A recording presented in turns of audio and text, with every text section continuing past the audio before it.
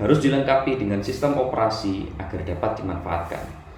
Walaupun ada cukup banyak jenis sistem operasi, tetapi secara umum antarmuka atau interface pada sistem operasi terdiri dari dua jenis, yaitu Graphical User Interface disingkat GUI dan Command Line Interface disingkat JELI. GUI biasanya digunakan pada perangkat komputer yang berhubungan langsung dengan pengguna seperti laptop, desktop, atau smartphone.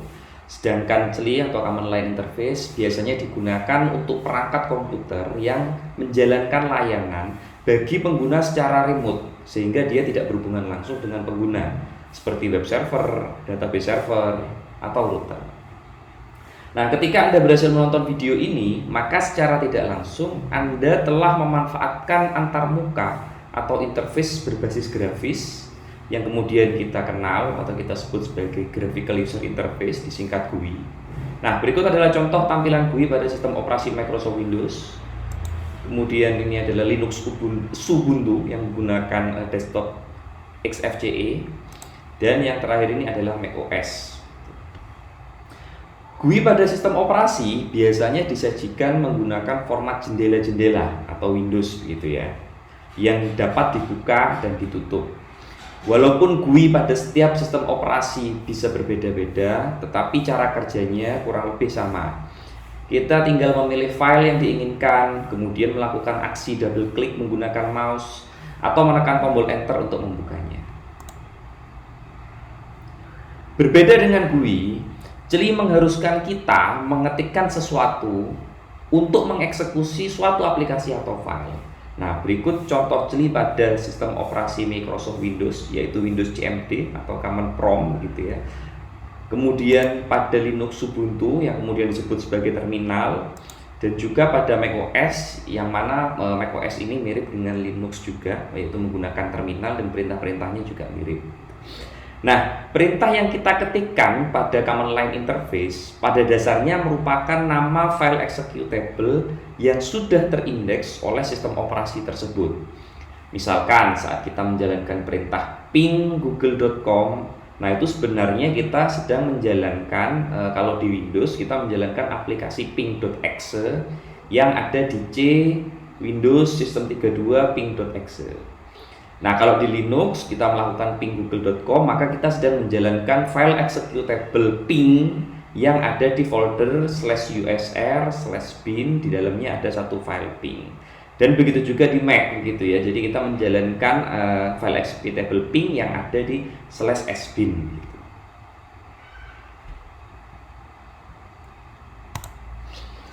Nah, cara paling mudah untuk memahami cara kerja Command Line Interface adalah dengan membayangkan kita bekerja menggunakan file manager. Di Microsoft Windows misal, saat membuka folder picture pada Windows Explorer, maka akan muncul di sini dua buah folder. Nah, untuk melihat folder pictures tersebut menggunakan Windows CMD, pertama kita masuk ke folder pictures-nya tersebut dulu menggunakan perintah cd. Ya, itu singkatan dari change directory. Jadi cd kemudian spasi pictures. Setelah itu kita ketikkan perintah dir untuk melihat isi dari folder pictures tersebut. Nah, begitu juga di Linux. Misalkan di sini saya berada di folder home. Nah, di sini terlihat ada beberapa folder. Nah, menggunakan Linux terminal kita juga bisa melihatnya dengan perintah ls-lh. Sebetulnya ls saja sih. LH-nya itu -lh itu parameter agar dia terlihatnya ke bawah, karena kalau Anda hanya mengetikkan ls saja maka file dan directory listingnya itu akan disajikan dengan format kolom-kolom gitu. Nah, contoh lain di macOS ya, ini mirip dengan Linux. Di sini saya berada di folder documents dan di sini terlihat ada 3 buah folder di dalam folder documents. Nah, menggunakan macOS terminal, maka kita masuk dulu ke folder documents sama dengan perintah cd, change directory documents, kemudian kita menjalankan perintah yang sama dengan Linux, yaitu ls-lh. Nah, layout Command Line Interface pada setiap sistem operasi pada dasarnya itu sama ya, walaupun sekilas terlihat berbeda. Intinya di sebelah kiri kursor yang akan mengikuti ketukan keyboard kita itu adalah folder aktifnya. Nah, jadi di sini terlihat bahwa awalnya saya berada di tanda apa ini ya, Ya, tanda simbol ini itu berarti maksudnya saya sedang berada di home directory. Kemudian saat saya ketikkan cd documents, maka dia di sebelah kiri akan berpindah di folder documents. Begitu juga untuk command line interface yang lain ya. Nah, berikut ini adalah perintah-perintah dasar yang biasanya digunakan dalam mengoperasikan command line interface pada berbagai jenis sistem operasi. Nah, ini mari kita coba praktekkan ya.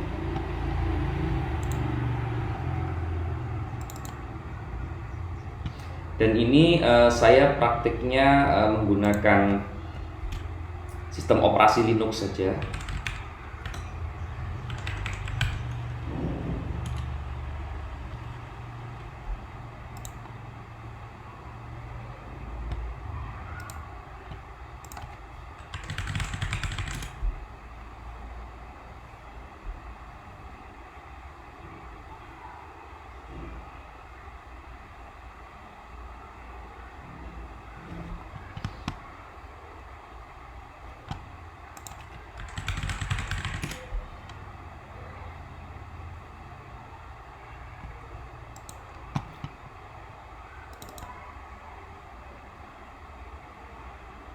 Oke, misalkan di sini saya membuka file Explorer ya di directory home ya. Ini /home /dixie gitu ya.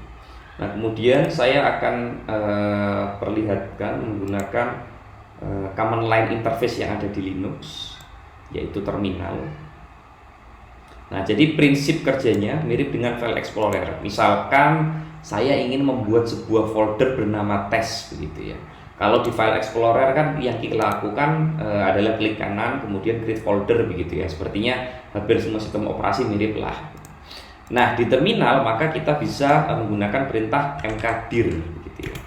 Make directory begitu. Make directory misalkan nama foldernya test. Nah, maka teman-teman bisa lihat bahwa di sini akan muncul satu folder baru bernama test. Kemudian misalkan kalau di file Explorer kita mau masuk ke folder test, maka kita double klik. Nah, sedangkan di terminal maka kita menggunakan perintah change directory.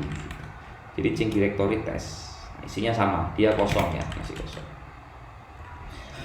Oke, nah kemudian misalkan saya ingin melakukan melakukan rename gitu ya, mengubah nama foldernya. Nah, yang kita lakukan kan klik kanan kemudian rename gitu ya. Nah, kalau di command line kita kembali lagi dulu, kita cd dulu.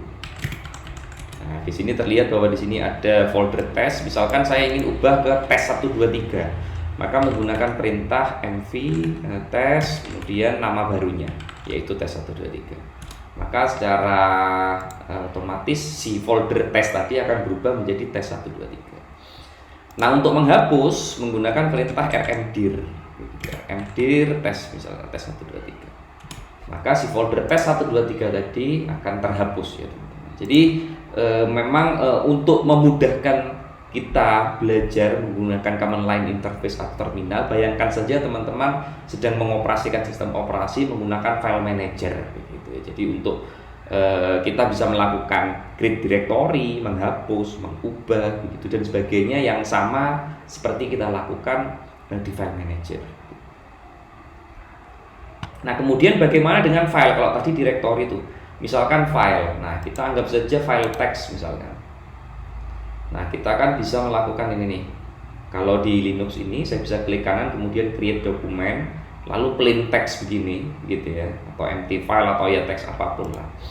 Nah, salah satu perintah untuk membuat file kosong kalau di Linux kita bisa menggunakan touch seperti ini.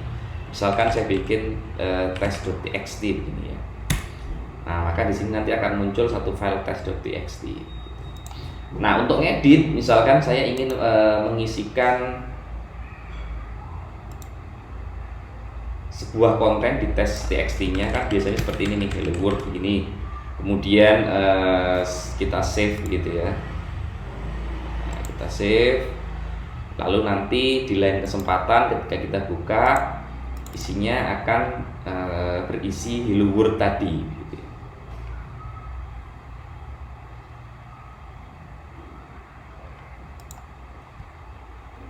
Nah, ini ya. Jadi seperti yang kita ketikan tadi. Nah, sama di terminal begitu ya, di terminalnya Linux itu kita juga bisa membaca konten dari sebuah file begitu ya, terutama file teks, dan ada banyak caranya.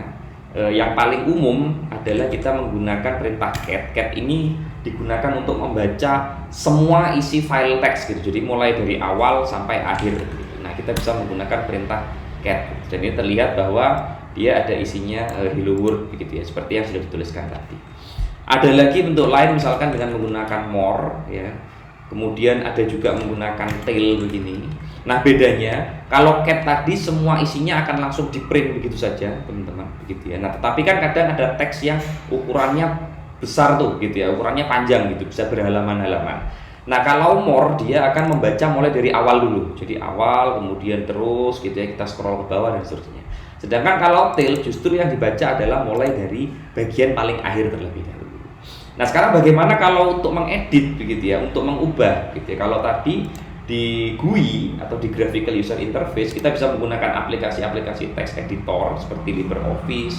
Kemudian tadi saya menggunakan mousepad kalau di Xubuntu ini. Nah, di terminal itu biasanya akan ada text editor yang memang berbasis command line interface. Seperti contoh misalkan yang paling umum yang ini ya, yang sepertinya akan ada di sistem operasi modern itu Nano. Teman-teman bisa gunakan Nano ini. Nah, jadi kalau saya buka, nah maka dia akan membuka text editor berbasis command line. Nah, ini kita bisa tambahkan tuh. Kita bisa tambahkan, kita bisa tuliskan di sini, kita bisa kurangi, pokoknya kita bisa edit.